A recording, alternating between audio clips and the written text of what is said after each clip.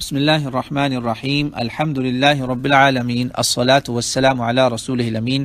آج ہمارا سورۃ البقرہ کا دوسرا بیانیہ ہے۔ پچھلے بیانیہ میں آپ نے اس کا تعارف سنا، کچھ فضائل سنے۔ آج بھی ایک ایسے فضیلت کا ذکر ہونے جا رہا ہے جو اس سورت کے ساتھ اس کا تعلق ہے، اور اس سے پھر ایک بہت بڑا اہم موضوع بھی ہماری توجہ میں آئے گا، جس پہ ہم انشاءاللہ مزید میرا خیال ہے بعد میں ایک تفصیلاً بعد میں ڈسکشن کوشش کریں گے کہ ہو جائے۔ آج اس پہ ہم بات کرتے ہیں۔ میں آپ کو 3 حدیثیں پیش کروں گا، اور ان تینوں حدیثوں میں آپ کو ایک بہت بڑی بات کھل کے سامنے آئے گی انشاءاللہ تعالی۔ آئیے ذرا اس پہ تھوڑا غور کرتے ہیں۔ عن ابی امامہ مرفوعا رضی اللہ عنہ، ابی امامہ الباہلی صحابی رسول ہیں، یہ فرماتے ہیں اسم اللہ الاعظم فی سورۃ من القرآن 3 فی البقرہ و آل عمران و طٰہٰ۔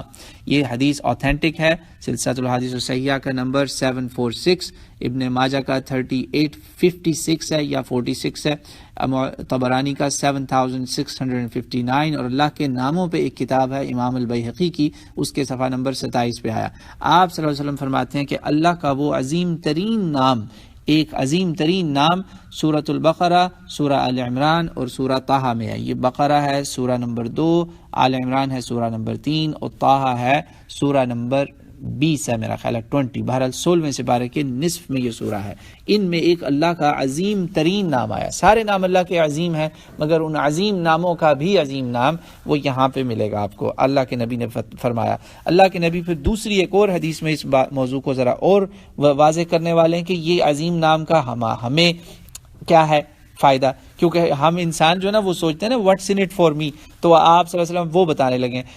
قال رسول اللہ صلی اللہ علیہ وآلہ وسلم اسم اللہ الاعظم الذي اذا دعی به اجاب فی 3 سور من القرآن فی البقرة وآل عمران وطٰہٰ۔ یہ صحیح الجامع الصغیر 979 اور طبرانی کی 7925۔ اللہ کے نبی نے بتایا اللہ کا وہ عظیم ترین نام جس سے دعائیں قبول ہوتی ہیں، جس سے دعاؤں کا اجابہ ہوتی ہے، وہ قرآن کی 3 صورتوں میں ہے، وہ ہے بقرہ ہے، آل عمران ہے اور طٰہٰ ہے۔ یعنی اب پتہ چل گیا کہ اسم العظم جو ہے اللہ کا، the greatest noun of اللہ سبحانہ وتعالی، وہ ہمارے لیے اس میں کیا ہے، ہماری آپ کی اس سے دعائیں قبول ہونے جا رہی ہیں۔ اللہ اکبر۔ اب وہ جاننا بھی ضروری ہے۔ اللہ کے نبی نے اب اس کو مزید آپ کے لیے میرے لیے وہ معاملہ اس کو اور کھولنے والے ہیں۔ تیسری حدیث، جیسے میں نے بتایا 3 حدیثیں بتاؤں گا انشاءاللہ۔ تیسری حدیث سنیے۔ قال رسول اللہ صلی اللہ علیہ وسلم اسم اللہ الاعظم فی ہاتین الآیتین وإلہکم الہ واحد لا الہ الا هو الرحمن الرحیم وفاتحة سورة آل عمران الف لام میم اللہ لا الہ الا هو الحی القیوم صدق اللہ العلی العظیم۔ یہ حدیث میں رسول اللہ صلی اللہ علیہ وسلم بالکل اسی طرح آیتیں بھی آپ کو پڑھ کے ہمیں بتائیں، اور ہم نے آگے وہ اللہ کے رسول کے طریقے پہ بیان کر دی۔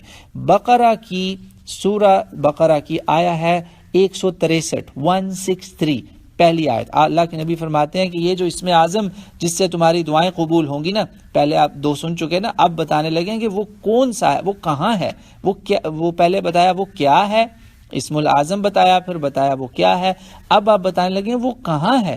سورہ بقرہ کے اندر آپ کو کہاں ملے گا؟ ان 3 صورتیں تھیں نا، تو آپ نے تھوڑا سا اس کو مزید آپ کے میرے لیے آسان کر دیا، اور کہا کہ وہ سورہ بقرہ کی آیت نمبر 163 میں ہے، اور آل عمران کی پہلی یہ جو آیت ہے، یا پہلی دوسری کہہ لیں آپ، الف لام میم اللہ لا الہ الا هو الحی القیوم۔ ترجمہ، وہ اللہ تعالیٰ فرماتے ہیں پہلی جو بقرہ کی 163 ہے کہ وہ الہ ہے تمہارا، وہ تمہارا الہ اکیلا ہے، ایک الہ ہے، ایک خدا ہے، ایک رب ہے، ایک ہی تمہارا معبود ہے، اس کے علاوہ اور کوئی تم نے کسی کی عبادت نہیں کرنی۔ ہم نے ایاک نعبد و ایاک نستعین میں یہ وعدہ کر لیا ہے۔ اور وہ کون ہے؟ وہ لا الہ الا ہو، اس کے علاوہ کوئی عبادت کے لائق نہیں، اور وہ الرحمن اور الرحیم ہے، اس کے علاوہ کوئی خدا نہیں، کوئی رب نہیں، کوئی اور معبود نہیں۔ اور وہ کون ہے؟ وہ الرحمن الرحیم ہے، وہ اللہ الرحمن الرحیم ہے۔ اور دوسری آیت جس میں اللہ فرماتے ہیں اللہ، وہ اللہ جس کے علاوہ کوئی اور خدا، کوئی اور رب، کوئی معبود کوئی نہیں ہے، صرف وہی وہ ہے، اول بھی وہی، آخر بھی وہی، الحی القیوم۔ اور وہ ایسی ذات ہے، وہ ایسا وہ ہے کہ وہ ہر وقت زندہ اور قائم ہے، زندہ اور قائم، نہ اس کی کوئی ابتدا ہے نہ اس کا کوئی اینڈ ہے۔ یہ بھی بہت زبردست ایک حدیث ہے، اس کا نمبر ہے 1496، ابو داؤد اور امام ترمذی اس کو لائیں 3478، ابن ماجہ لائیں 3855، امام البانی اس کو لائیں جامع صغیر میں 1026 نمبر۔ جی ہاں، آج ہم نے ایک سیکھی بات کہ سورہ بقرہ کی یہ وہ فضیلت، وہ مقام ہے جو آپ کو پورے قرآن میں کہیں اور اس طرح کے بیان میں نہیں ملے گا کہ پہلے اللہ کے نبی نے جنرل بتایا آپ کو کہ بقرہ، آل عمران اور طٰہٰ میں اللہ کا عظیم ترین نام موجود ہے۔ اب بندہ سوچتا ہے میرے لیے اس میں کیا ہے، آپ نے فرما دیا اگلی دوسری حدیث میں مزید کھولا کہ بقرہ، آل عمران اور طٰہٰ میں اللہ کا جو عظیم ترین نام ہے نا، اس سے تمہاری دعائیں قبول ہونے والی ہیں، دعائیں قبول ہوتی ہیں اور ہوں گی۔ اور تیسرا آپ نے بتا دیا کہ آؤ میں اب تمہیں ذرا کھول کے بتا دوں کہ وہ کہاں تمہیں ملے گا، یعنی جب بھی دعا مانگو تو یہ دو آیتیں ذہن میں رکھو اور اس سے اللہ سے دعا مانگو گے تو تمہاری دعائیں قبول ہوں گی۔ تو وہ اللہ کے رسول نے فرما دیا کہ وہ ان دو آیتوں میں ہے، جس میں ایک میں آپ اعلان کر رہے ہیں اللہ تعالیٰ کی وحدانیت کا، اس کی توحید کا، اس کی ذات کا، اس کے افعال کا، کہ وہ کون ہے اور وہ کیا کیا کرتا ہے۔ وہ حی القیوم ہے، بس حی القیوم میں ہر چیز اس کے بارے میں آ گئی، اور اس کی الوہیت جو ہے نا وہ بھی ڈیفائن ہوگی کہ وہ میرا معبود بھی وہی ہے، میرا مالک، خالق، رازق، سب کچھ وہی ہے، اور وہ جب کچھ نہ تھا تب بھی وہی تھا، جب کچھ نہ ہوگا تب بھی وہی ہوگا۔ تو یہ اللہ تعالیٰ کی سمجھے ذات جو ہے نا، پرسونا آف گاڈ، وہ ہم نے اس کو ایک ایسے انداز میں سمجھ لیا کہ وہ کبھی بھی نعوذ باللہ مجسم کہتا ہے نا ایک ہیومن باڈی کی شکل میں، وہ کانسیپٹ آپ کے میرے دماغ میں انشاءاللہ نہیں آئے گا۔ ایک اس سے بہت اوپر کی اس کی تعریف ہو گئی، اور اس میں اللہ کی صفتیں بھی آ گئیں کہ جب کوئی اتنی مسٹیریس پاور کا ذکر ہو جائے تو ڈرنا نہیں، وہ الرحمن الرحیم ہے۔ یہ سورہ بقرہ کی وہ آیت 163 کی میں سمجھا رہا ہوں۔ اور جب بھی یعنی کہ آپ اللہ سے دعا مانگیں تو اس کی یہ صفتیں اس کے سامنے رکھیں، اس کی پہلے تعریف کریں، اور پھر آگے جو ہے نا اس سے اپنا معاملہ ڈسکس کریں، اللہ تعالیٰ سے بیان کریں کہ آگے جو مسئلہ ہو۔ اور وہ دوسری آپ نے جو بات بتائی وہ آل عمران کی پہلی آیت الف لام میم کے بعد اللہ لا الہ الا ہو الحی القیوم، اس میں بھی بہت بڑے سمندر ہیں۔